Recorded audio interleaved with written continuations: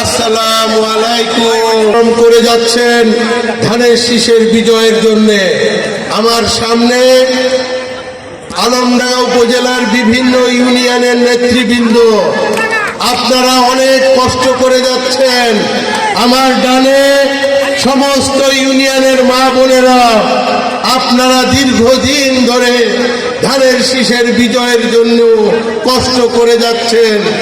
আর মাত্র 4-5টা দিন, এই 4-5টা দিন আপনারা ধৈর্য ধারণ করুন।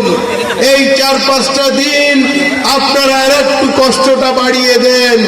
আপনাদের কষ্ট 13 তারিখে আমরা হাসি মুখে সমস্ত কষ্ট ভুলে যাব ইনশাআল্লাহ।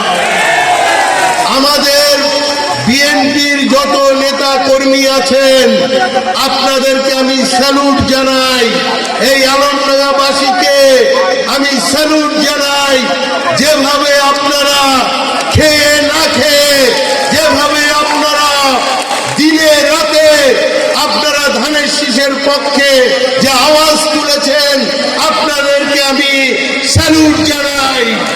আপনারা যে কষ্ট করছেন, ইনশাআল্লাহ আমি কথা দিচ্ছি, যদি ধানের শীষে ভোট দিয়ে আমার ছোট ভাই শরীফুজ্জামানকে এমপি বানান, আর জনাব তারেক রহমান যদি এদেশের প্রধানমন্ত্রী হন, আমি কথা দিচ্ছি এই চুয়াডাঙ্গা আলমডাঙ্গাবাসীর ভাগ্য উন্নয়নে জনাব তারেক রহমান সুদৃষ্টি দেবেন। আমি ওনার সাথে কথা বলেছি, উনি বলেছেন আমি দেখব চুয়াডাঙ্গা আলমডাঙ্গাতে ধানের শীষ কত ভোট পাই, তারপরে আপনার সাথে কথা হবে। চুয়াডাঙ্গা জেলার সবচেয়ে 64 নম্বর জেলা থাকবে না, এই জেলাকে আমি অনেক উন্নত জেলা আমি পরিণত করে দিব। আপনারা আমাদের জন্য দোয়া করবেন। আর বিএনপির নেতৃবৃন্দের কাছে আমাদের যে কৃতজ্ঞতা, এই কৃতজ্ঞতার কোনো শেষ নাই।